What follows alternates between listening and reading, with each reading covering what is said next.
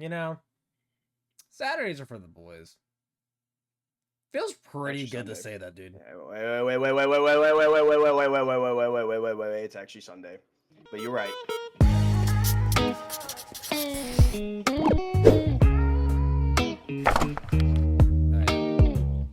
Feels really good to say that. We're back. Absolutely. We're so back. We're Dialed in. We're so back. We are so back. Absolutely. Yeah, it's been about a year, honestly. It's been a year. Yeah, it's been a year is crazy. A year. Like we haven't really missed a lot. We keep up with the sport all the time, but in terms of content, we're back. We're gonna put some stuff out there. Absolutely. I don't know what I'm doing, dude. I'm kind of tweaking today. I might be a little goofy in this episode. Yeah. The caffeine starting to come into effect. Yeah, caffeine bottle. Yeah, more caffeine. All right. What was that noise you just made? That's some good stuff. All right. All right. Sorry. Yeah, what a way to kick off this episode. Yeah. Absolutely. Yeah. So today's episode probably won't be anything too like topic oriented. It's kind of just like, oh, what's been going on? I guess we can kind of skim over what happened this summer, I guess, and then we're gonna obviously cover what to look forward to in terms of college swimming because college swimming is massive in the U.S. We love college swimming. College swimming is sick. And like, I guess bringing that two together, it is like good that you say that like this summer does matter for what happens in the college season because like so many people, not everybody who's swimming this summer, but like a lot of key players for the U.S., Canada, Hungary, like several of those countries, like so like those like key, I say key players again, but like the similar swimmers who had done well this summer are going to be like essentially not getting that like kind of layoff that a pro swimmer might take. I don't know. It's weird because I think we've seen that like several times. Just like, oh, college season. Yep, you can't take a break. Can't take a break after the Olympics. Yeah. Yeah, it's very interesting. The obviously a lot of swimmers who compete in the U.S. in terms of the NCAA were pretty standout stars for their countries this summer. So, yeah, it's an interesting turnaround, honestly, because when you're just a pro, you kind of have some downtime.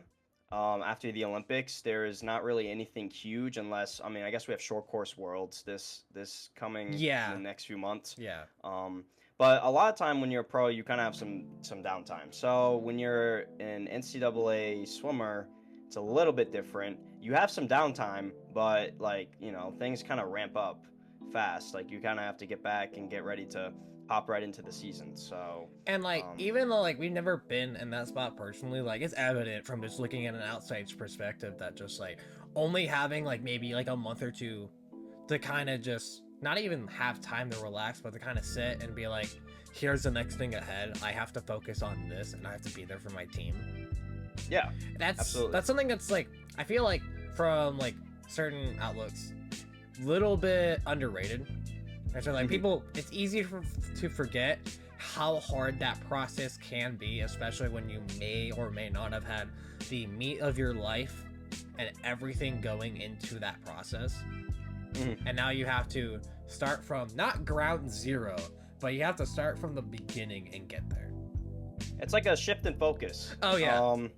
Like, because going into an Olympic year, again, there is a shift in focus in that alone. Like, you're shifting to prepare for the Olympic Games a year out. And then after a big meet like that, yeah, it's kind of, you have to shift focus once again. And that's, I feel like you said, we haven't really experienced that, but as a pro or an elite level swimmer, maybe just athlete in general, having to shift gears like that often, it's kind of part of the gig, multiple shifts in gears, shifts in focus, so which is really hard to do and kind of makes it why these athletes are the best of the best because they're able to do that so successfully. And it's kind of different in a way from pros. I mean, obviously pros do it too, but like I said, pros have a little more downtime, you know, like Oh yeah. when you're a pro, you are training specifically for long course. And I'm so on board with the, you know, not every 4 years, every year type of deal. But you That know, when you're a pro, you are mostly training for the Olympics every four yeah, you're years. training in a 4 year cycle, and I do love that you're bringing out like the focus on like the 1 year. It's like such an underrated like idea to keep on consistent being with, but like, and it's like at the same time it just works out. I feel like having that can be a healthy, like both healthy and maybe a detrimental mindset depending on like who you are. Like might just have to work depending on the swimmer specifically. Yeah, But yeah. I do like kind of love that fresh perspective because like I feel like you only hear about 4 years is what you need to be focusing on because for the long term goals, especially like having that in the back of your head always.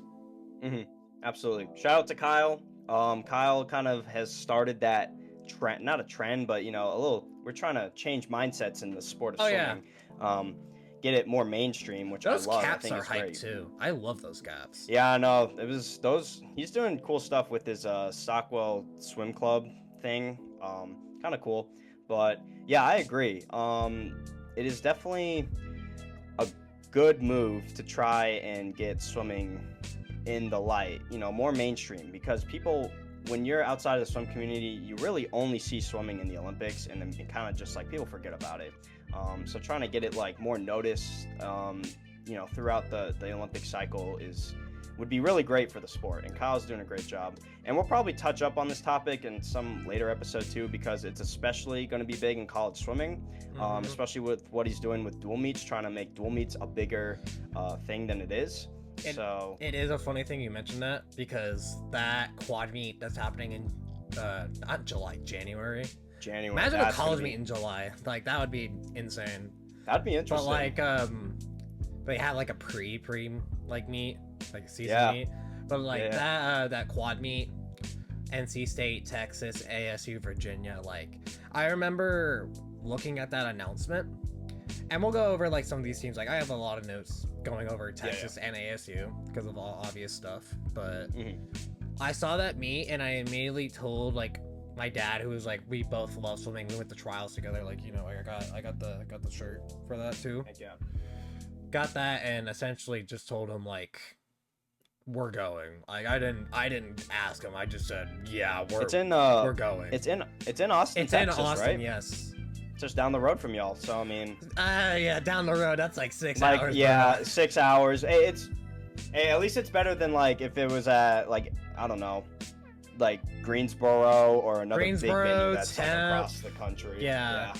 So, but that's sick. No, that'll definitely like that's gonna be, I think one of the biggest college meets outside of championship meets like ever, if not the biggest. I think too, alongside that, just the shakeup, because obviously, like the shakeups in conferences that have been going on, it's Oh, yeah. not like college swimming or sports in general don't really have like too big of a hand in that. I feel like it's just the governing bodies and just figuring out like what they want to do, what makes the most business for them, without like with a lack of a better term.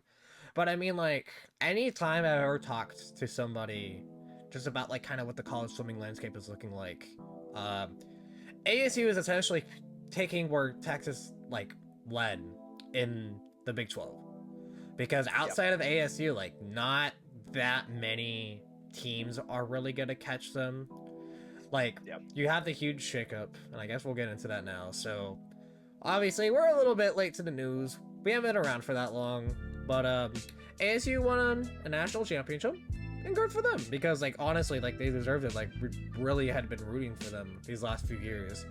However, the day after April 1st, that was an interesting April 1st because Bob Bowman just appears in Austin, Dude. Texas, and is like, "I am head coach now."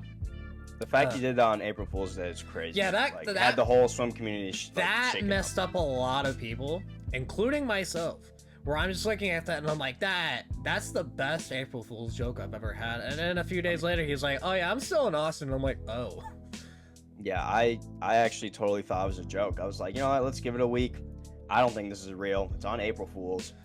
Nope. He what was it? I think the next week later or something, he had a press conference Oh in yeah. Austin, Texas, and I was like, okay, this is actually real. This is Oh crazy. yeah. So, It's either no, real or that they're really committing to the bit. Imagine still being in that like kind of bubble where you're like, oh yeah, that's an April Fool's joke. He like commits a full year to the bit, and it's just like, oh yeah, he's coaching this meet. Oh yeah, such a great April Fool's joke.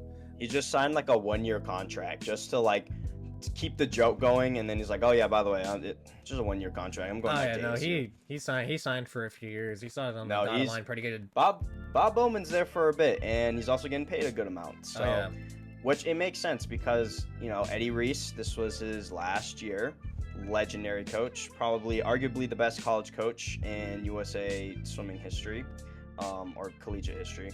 But no, Texas has been historically like the best swim school, so it makes sense for them to want the current best coach in the U.S. and Bob Bowman is arguably that. So And it I mean, really like, makes sense. not even just like one of the best collegiate coaches in history, just one of the like best coaches in swimming. Yeah, period. exactly. Yeah, Like period. we've seen like the groups, like the super pro groups that he has put together in temp back in Baltimore, especially like pre-London or post-London Olympics, like that whole group he had Yep. with gold medalists just kind of on that team, not casually, but like they were putting in work. And honestly, like you look at there's a graphic this summer, and I imagine people would have saw it, but like just like at Bob Bowman's team, his pro group was already just like their own country. Like they would have been in top 5 in the medal count.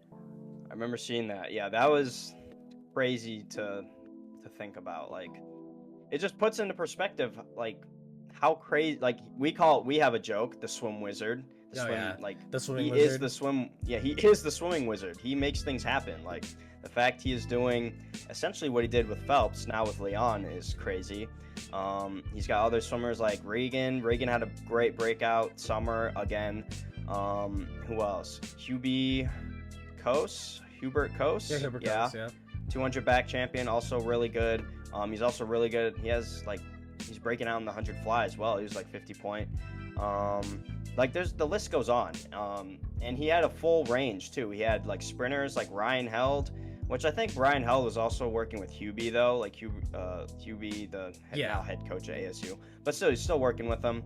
But like the full spectrum, like swimmers, just it goes on. The list goes on. So, and it's just going to continue to grow at Texas. So.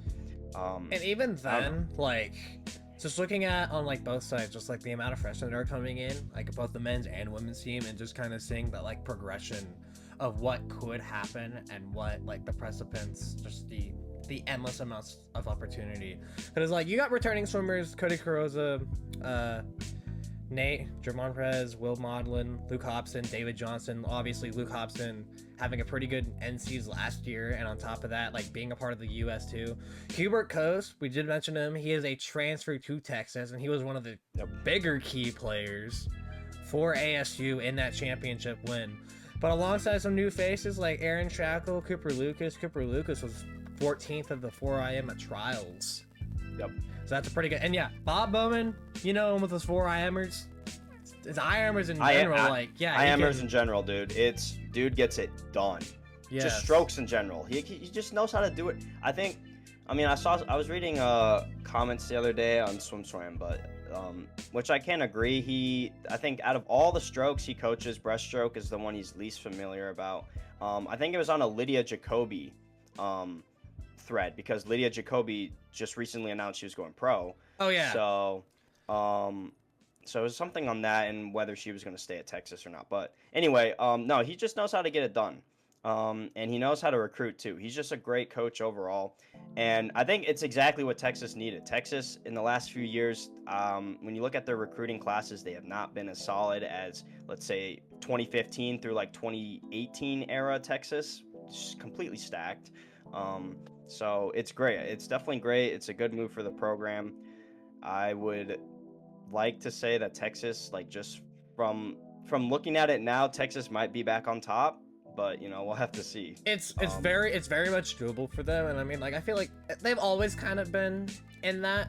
However, like for like the last decade, no matter like if it's the Joseph Schooling era, if it's like Carson Foster and that whole team, like just like key swimmers with the depth that they keep building up, because that's essentially is what won them championships. Like who could forget, or at least like this always comes to mind for me, the 2014 NCAA 100 fly final for the men's team, and how they had 6 of the 8 spots and the most amount of points I think I've probably ever seen be scored in an event. And like, don't forget about the women's team too, because like even maybe not having nearly as much depth as the men's team, like they still have a lot. They still have a lot of like returning people, a lot of 5th years too, a lot of 5th years that are like coming out to kind of play for them. Like, I believe Emmett Sticklin is a 5th year. Erin Gemmel is a sophomore from last year. She had a pretty good summer. She's a gold medalist now. They don't really have too many like incoming freshmen that I feel like may make an impact, at least looking at it this early on, except for Kate Hurst. Kate Hurst was, in my mind, going into trials this summer, like one of the, like, in my mind, a favorite to maybe make a distance race. Like, she was looking pretty good. She was one of the people I was looking into to maybe crack into that spot. Unfortunately, did not make the team. But you do talk about people who have graduated. Callie Pash, who was really huge, especially in those like relays for that team. And then we already mentioned Lydia Jacoby dropping out. Not dropping out, but like going pro. She's still doing school. Yes. Yeah, she's doing like, I think, online school. I don't know what she's doing, but she's still doing schooling at Texas. She's just, going pro. But now the women's team have a great chance. I'm not gonna lie. I'm excited to see what they do under Bob too. I think they've already been on the come up. Like, they've been making progress the last couple of years. So I think they have a great chance of doing something great.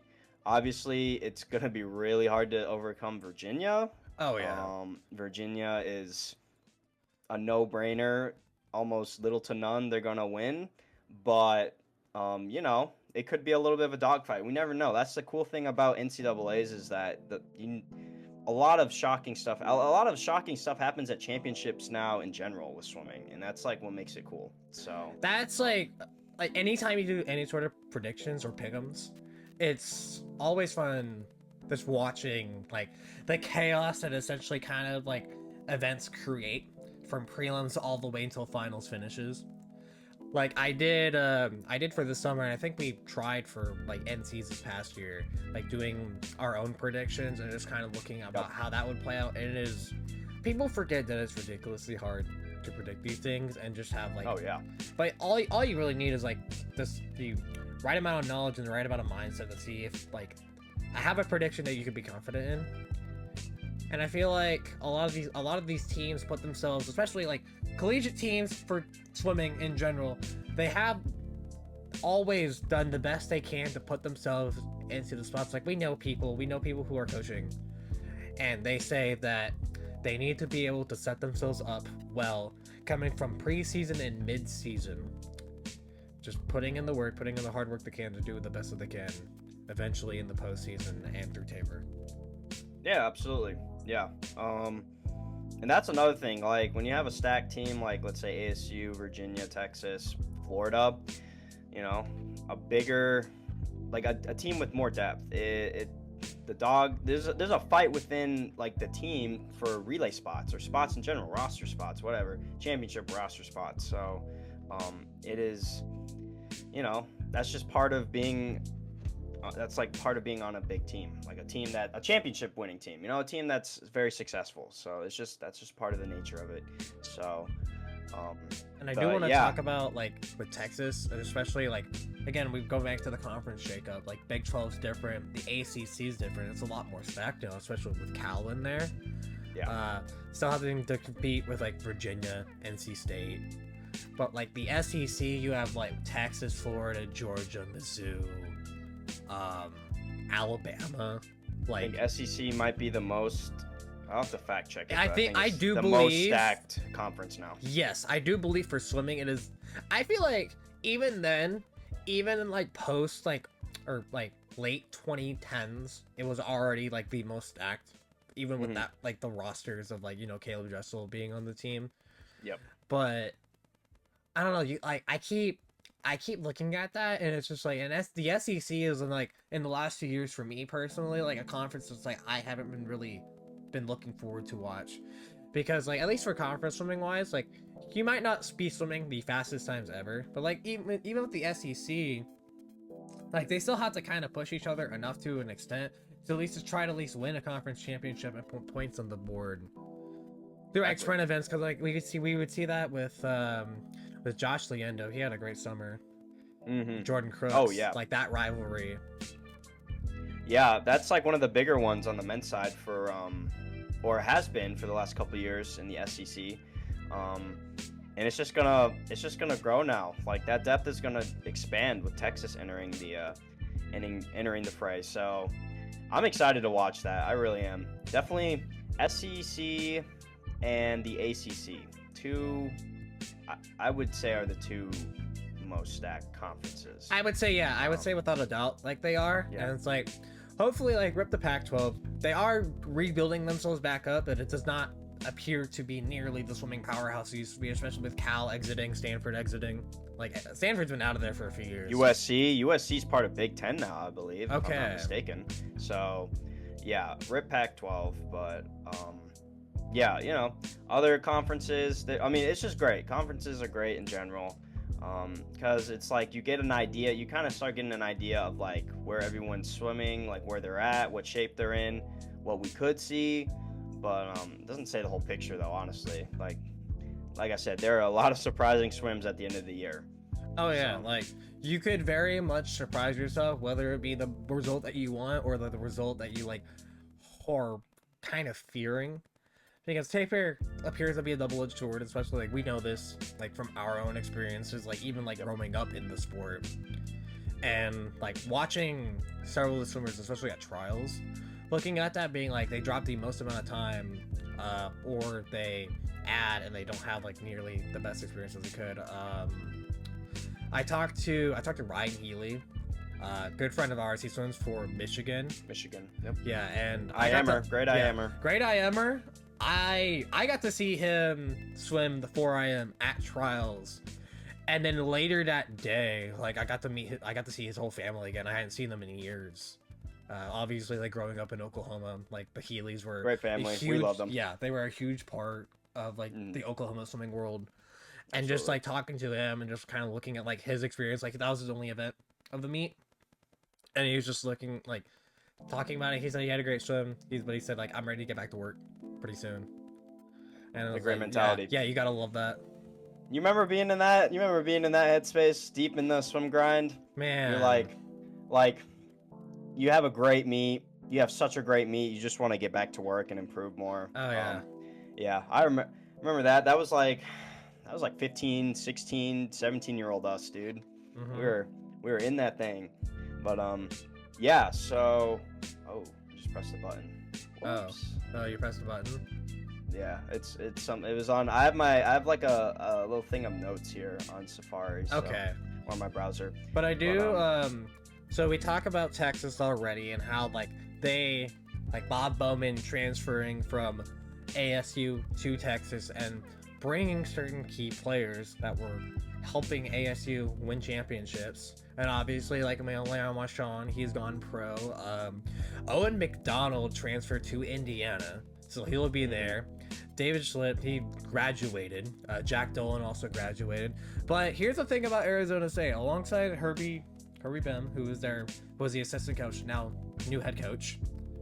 And he has the foundation not set for him, but like a lot of potential on the table. They got 11 incoming freshmen for their men's team. Oh, absolutely. They got a lot of freshmen, and I can't wait to see what they do with it. Like Ilya Karun, if you haven't already seen, there was a video posted. He went 31-2 and a 75-5. Yeah. Absolutely fly. Ridiculous. Absolutely nasty. This early on in the season, that's scary. Mm-hmm. That is so scary. I also saw other results. They had a little inter squad meet. He was 42-3 in the 100 free, and he also did another 100 fly. He was 45s in both 100 fly and back. So that's still good. That those times, like technically before the NCAA season has even started, it's absolutely ridiculous. That's like super scary. I think him and Josh Leendo and maybe some other people, I don't know, we were talking about that the other day, but him and Josh Leendo definitely are going to be battling for a crazy 100 fly title at the end of this season. Which is So, crazy too, because they were like two of like the headliners in the long course 100 fly this summer in the Olympics, and they're absolutely. just being like, "Hey, let's run it back," like at Yep. NC's. Short course style, underwaters. Let's Oh go. yeah. Run it back. But no, yeah, ASU. I'm really excited because Herbie. I keep mixing up Hubie and Herbie. They were on the same like Hubie was on ASU and then Herbie is the coach, so I keep like mixing them up.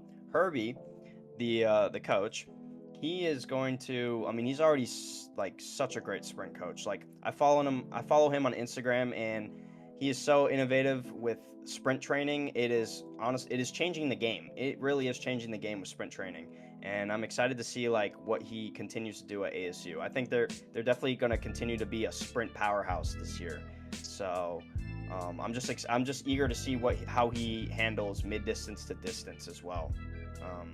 But And yeah. they do have like the right people to build their sprint group with, and like a good majority of like not a good majority, but from what I saw with like the incoming freshmen, just kind of looking at that, like they do kind of see.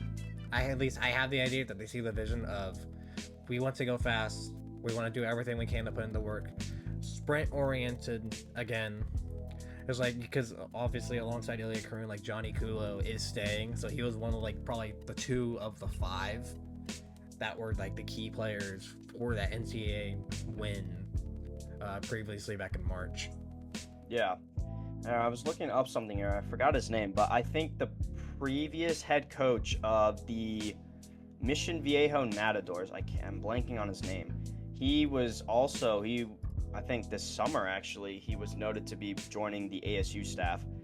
Crazy coach. He had a great pro group for Mission Viejo for years there, and I think he will help with the mid distance to distance and the strokes, the coaching in terms of that for ASU. So that's huge. So it's like a lot of people are saying, "Oh, ASU, I don't know like how good they're going to be this year," because Bob Bowman left. I mean, Bob Bowman's great, but they still have a great coaching staff at ASU and Yes. great athletes. Like I still expect there to be a great fight between Texas and ASU this year. Like in one way or another. a lot of people, just because of like how talented Bob Bowman has been, like just overall in his career, and just kind of looking at the like, oh, ASU doesn't have anybody left. They have people left. They have absolutely a ridiculously star-studded roster. And I remember talking to like a swimmer who I believe is still with ASU. I don't remember the name off the top of my head, but I remember running into him like in downtown Indianapolis this summer and just asking him his thoughts, and he said, "Oh yeah, we're completely fine. Like we have everything that we need to be able to succeed." And I agree.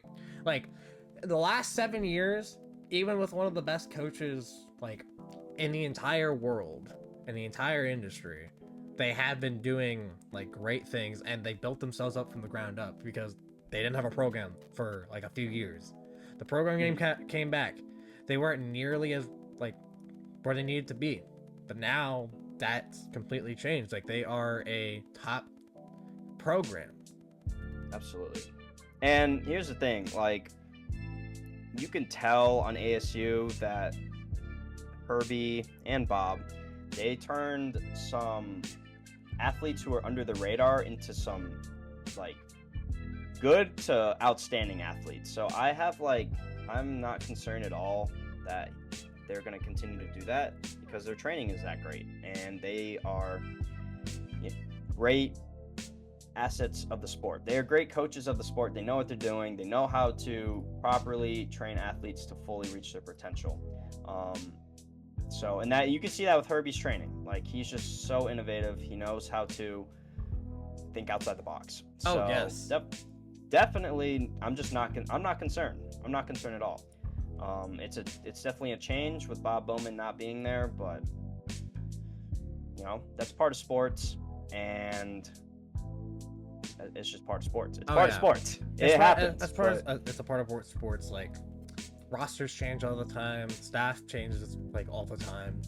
Mm-hmm. Like it's gonna happen every now and then. Like obviously, like Eddie Reese, like the 40-year span that he had swimming, like being a part of swimming and being a part of the many teams that he helped build, the culture that he created, and just seeing how like everything's going, like decades of coaching, of research, of like team building, connections, everything is going to be like basically topped by the potential Bowman regime. And just ready to see, like, especially with the program, like the schedule and the program that they got going on within the next few months leading into March. Like, I'm ready to see that. Like, I'm excited. We're recording this, like, we got like one more week to go before the season kicks off, especially for Texas. I know for like a few programs, a few teams, like they have stuff starting mostly in October, but we're almost there. Like, we're almost towards swim season, and I'm like, I can't be more excited to see like what's going on. I found the name. Sorry, I was looking for this coach's name this whole time. Dave Salo is the coach from the Natadors. Yep, associate head coach for Arizona. Yes. So yeah, he was. Yeah, that's a huge pickup for ASU. Yeah, absolutely. So okay, sorry, we're done with that. But also speaking of coaching switch ups, this is not college swimming related, and we'll probably touch on this in another episode because this just happened. Michael Andrews coaching switch up. Yes. That is going to be, I feel like that should be a topic in itself, but we'll save that for another time. But just had to mention that because that was announced today. He was on the, what was it, Social Kick podcast. I forgot the name of their podcast. He was on that podcast though, and that's when he announced it. So that'll be interesting to discuss and see too. So. Mm-hmm. Oh yeah. But yeah, I don't know. Like, do we have like any early prediction for like what we think might happen, like regarding like the top 10 leading in the NCAA's? Like, obviously it's March, way too early predictions. Sports shows love to talk Rip about Notre Dame. this. Rip Notre Dame. Yeah, unfortunately. That might be something we touch on too, but yeah, that was very unfortunate. It's especially because we know people who are affected by this. We know a couple people, so but yeah. I don't know. Early predictions. I can't predict anything, but I'll state the obvious. Virginia women, definitely up there. Texas versus ASU, definitely up there. I think Texas might have it though. Me personally, now that we have Bob Bowman and just a very stacked incoming class and already great athletes aboard. The only thing for me, I feel like, is that like ASU has to find a way for their swimmers to want to be able to step up, and I believe they already do. Like, to be able to step up and be like, I want to fill the cracks in the depth that were left behind by people who might have transferred out or graduated. And that's like Texas, I feel like they have everything set for them to be able to win. Like, this is like last year was one of the first years that they didn't really finish inside the top 3. Like, literal years. Like, you would always see Texas involved there, but they didn't have the biggest finish this past year because of that lack of depth. It's covered for them.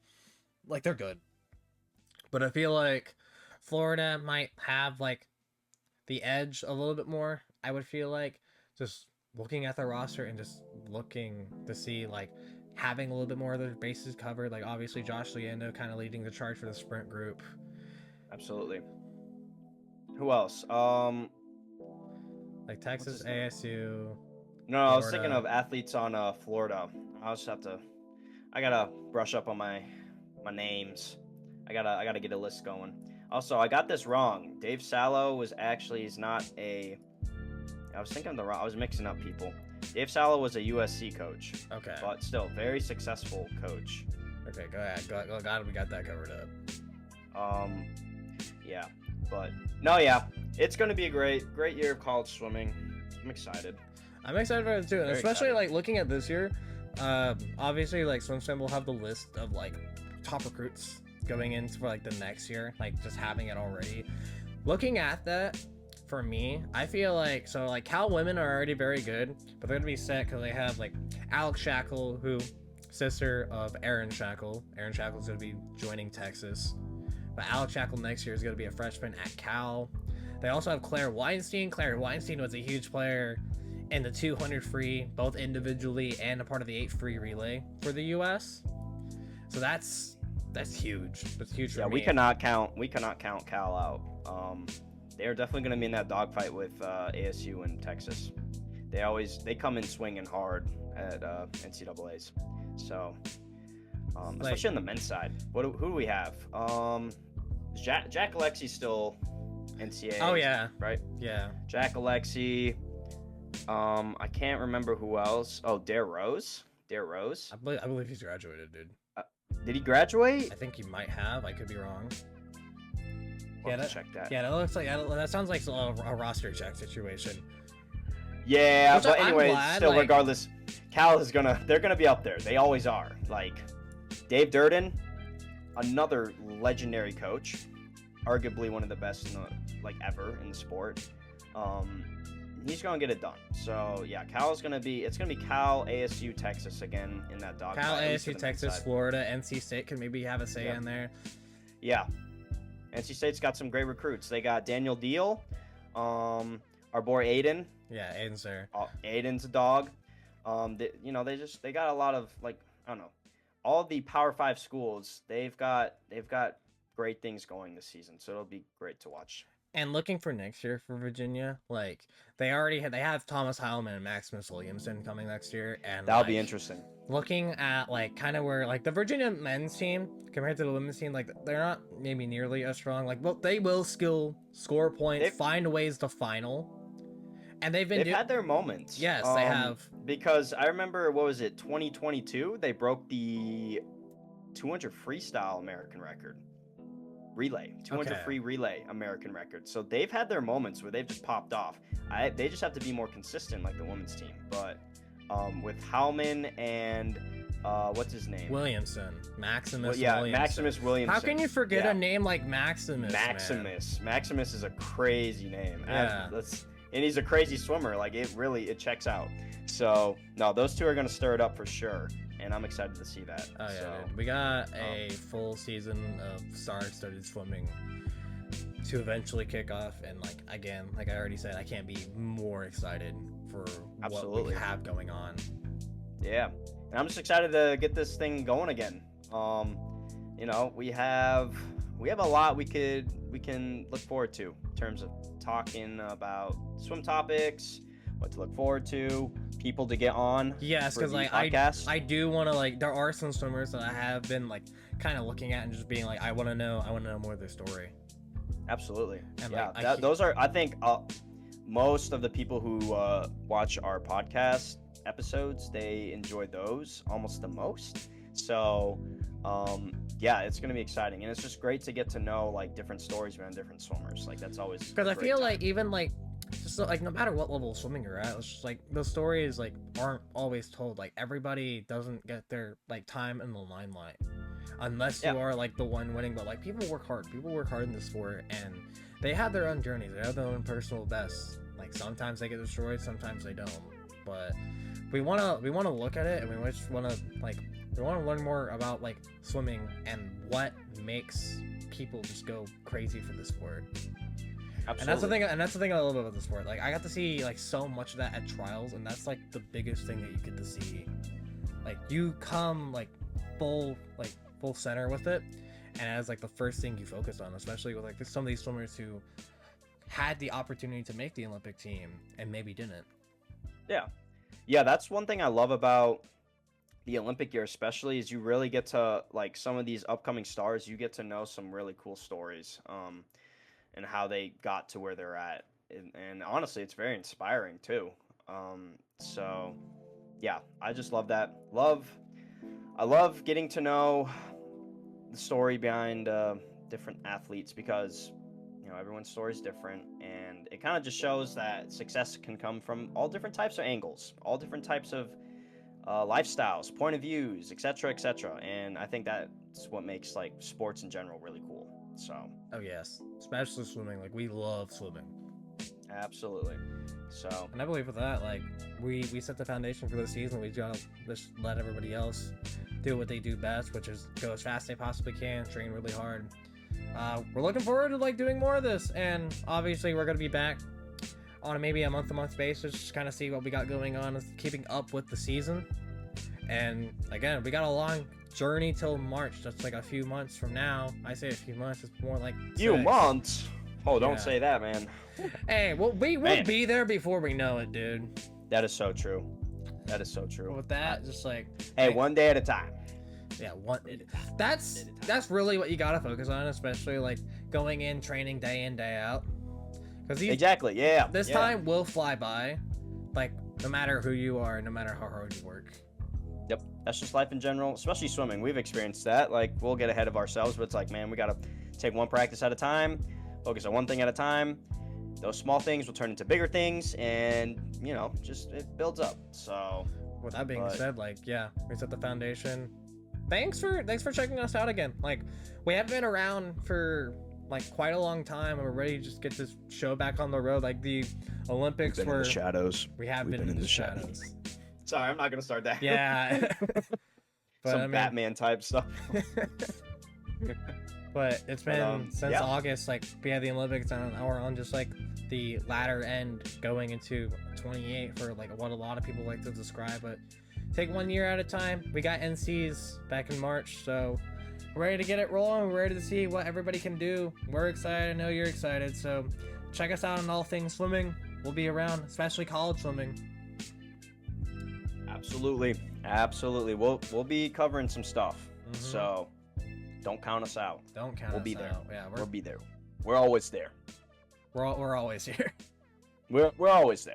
We're Always. always there. No, literally, like if I showed you like some we're exchanging swim messages all the time. Oh yeah. Dude, the amount of screenshotted headlines from SwimSwam in our chat is crazy. Like, it's everywhere. Or like you send me something from Twitter about swimming. It's like yeah. So we're always there. We're always talking about it. And so again, we're ready to look forward to this. Remember, if it's not Saturday, it's not for the boys.